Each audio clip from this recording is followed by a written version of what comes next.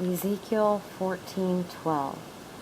And the word of the Lord came unto me, saying, Son of man, if a land sins against me by acting unfaithfully, and I stretch out my hand against it to cut off its supply of food, to send famine upon it, and to cut off from it both man and beast, then even if these three men, Noah, Daniel, and Job, were in their own righteousness, could deliver only themselves, declares the Lord God.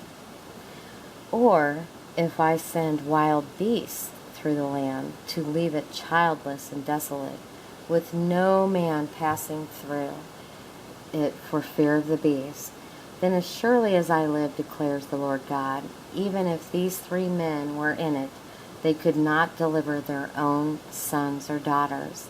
They alone would be delivered, but the land would be desolate.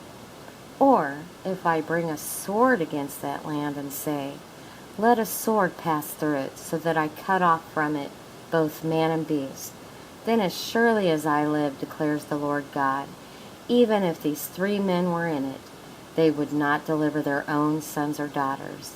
They alone would be delivered.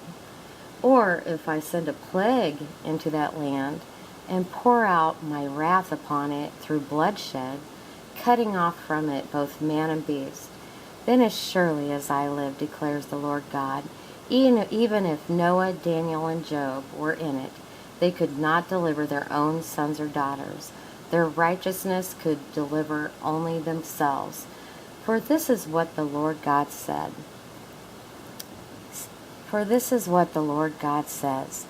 How much worse will it be when I send against Jerusalem my 4 dire judgments, sword, famine, wild beasts, and plague, in order to cut off from it both man and beast. Yet behold, some survivors will be left in it, sons and daughters who will be brought out. They will come out to you, and when you see their conduct and actions, you will be comforted regarding the disaster I have brought upon Jerusalem, all that I have brought upon it.